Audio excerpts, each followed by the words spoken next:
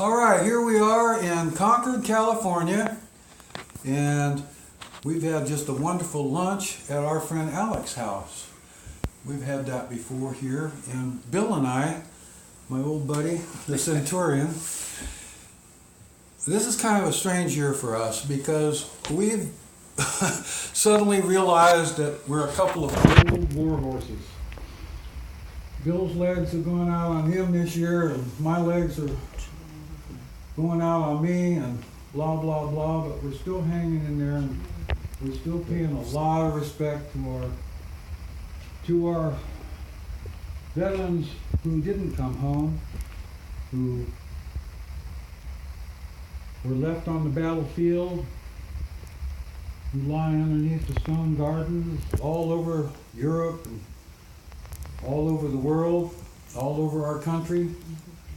And you know, today at lunch, Bill, you were telling me a story about when you were a little boy. I think you were 12 years old, and you were living in France with your mom and dad. And your dad, by the way, I understand, was one of the starters of the CIA. Is that Well, correct? it was called the OSS at the time. He was one of the early recruits by Colonel Donovan.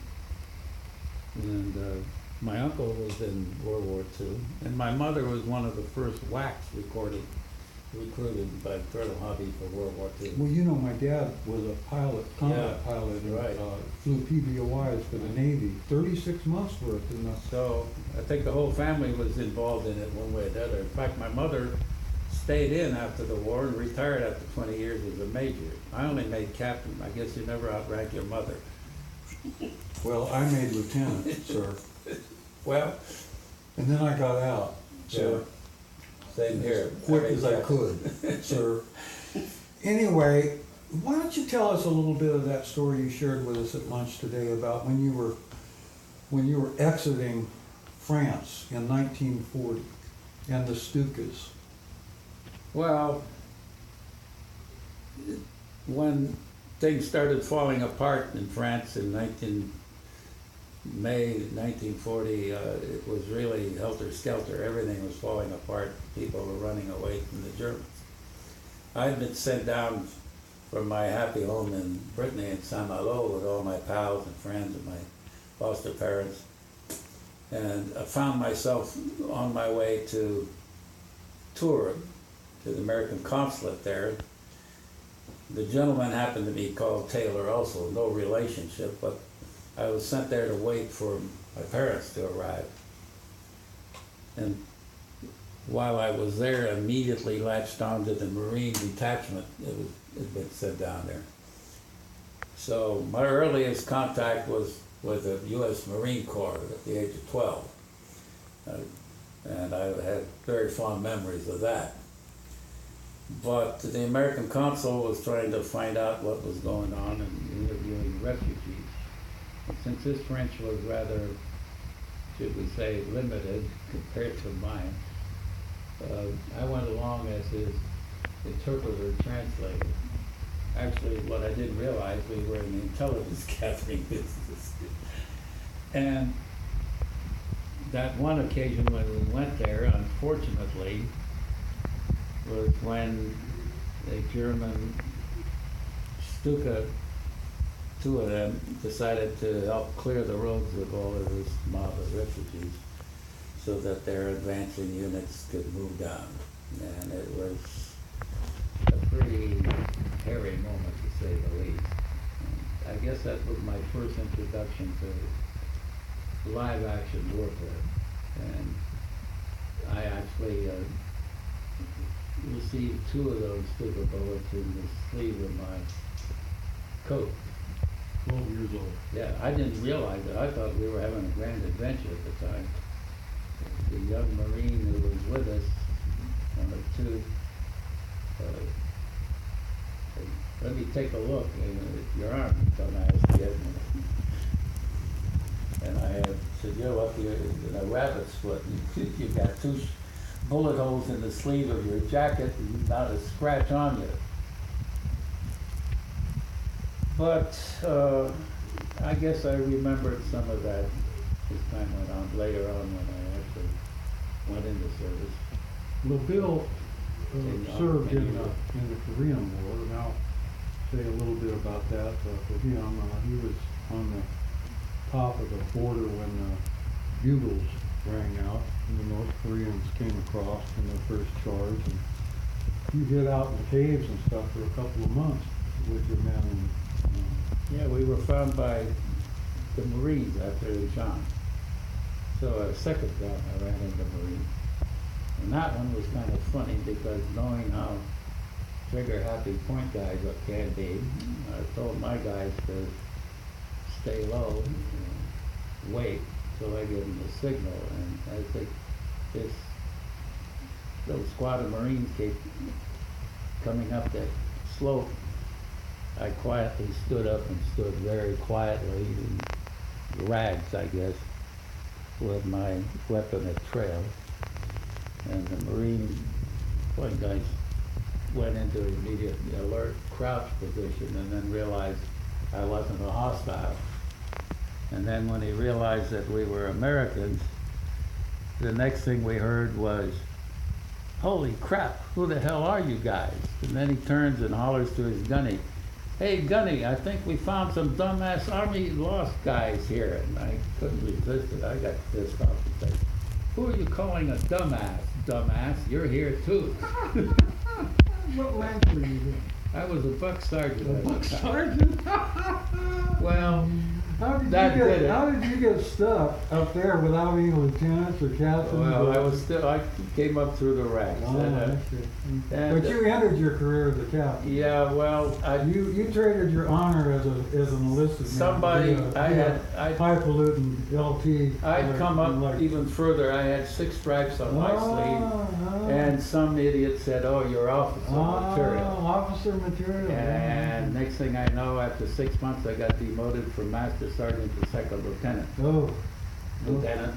Yes, well, Bill, let me cut it to the chase here. I've taken a couple liberties here for this Memorial Day 2016. We've spent 20 or 25 or how many? Around 20 years. 20 years where we've never missed a Memorial Day or a Veterans Day together. Yeah. And we've done a lot of stuff together, and all of it legal except for the stuff we did illegally. You remember that one time in Nashville? Oh, well, we'll go off on that anyway. You're talking with our guy, what is his name? No, let's not remember him. Anyway. Hey, he was a veteran. Yeah, he was a Marine too, if I recall. Well, Be nice, I love Marines, okay? I may be I like my but... Marines medium rare. Anyway, I wanted you to take a look at this while I'm reading off a little bit. And can I put on my specs? You certainly can. When you're old, you have to do that, But today, Memorial Day, is a day for barbecues and baseball games and sales at your favorite furniture stores and your car dealerships and so forth. But Memorial Day is the day that we honor those who have paid the ultimate price, given their all for our nation and our freedom.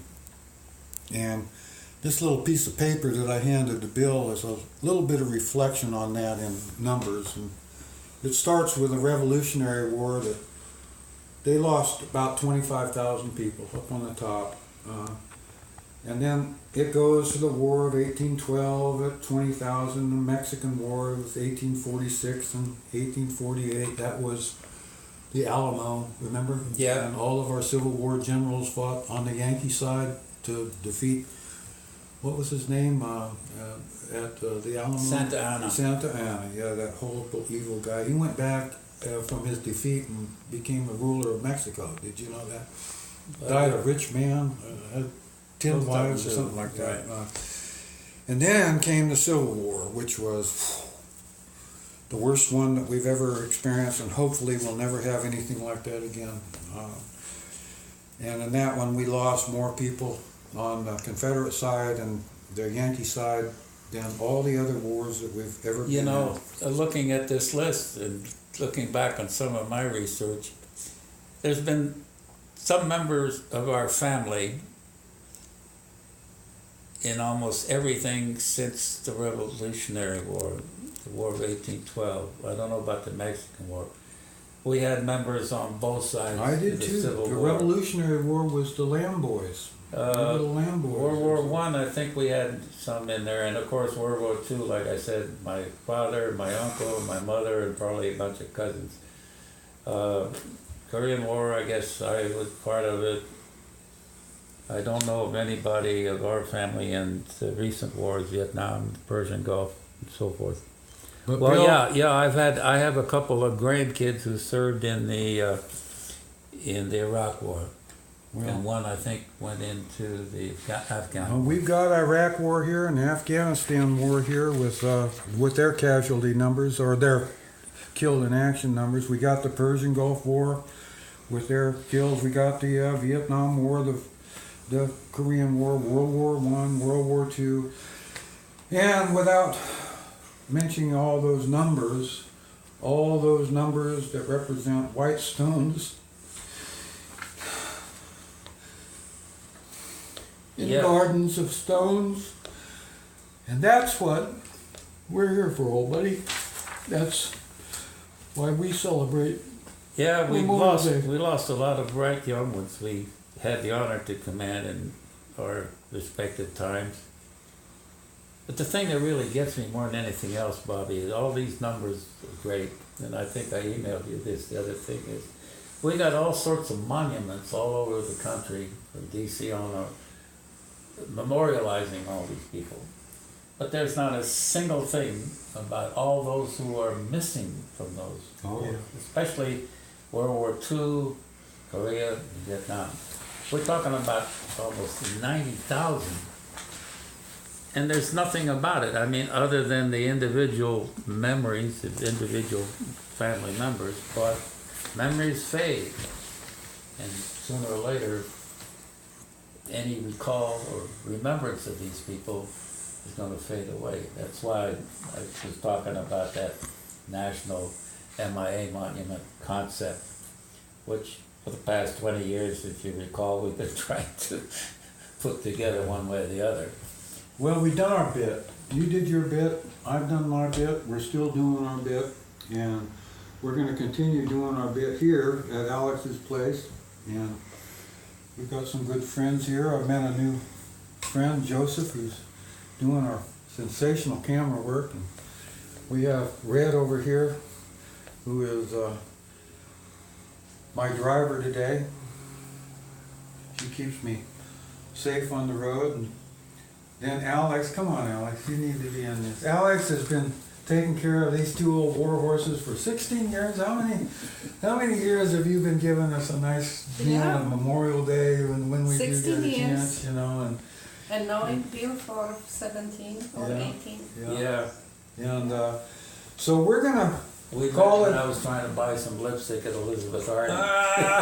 for Not you. for me. You were trying to get some lipstick. That's what I've heard. Not for Yeah. me. Yeah, Well, you are from San Francisco. So. good vibration. Okay, well, we're going to let this go and let you all get back and have a good Memorial Day. And we're going to continue to march here and have one. So, adios, amigos.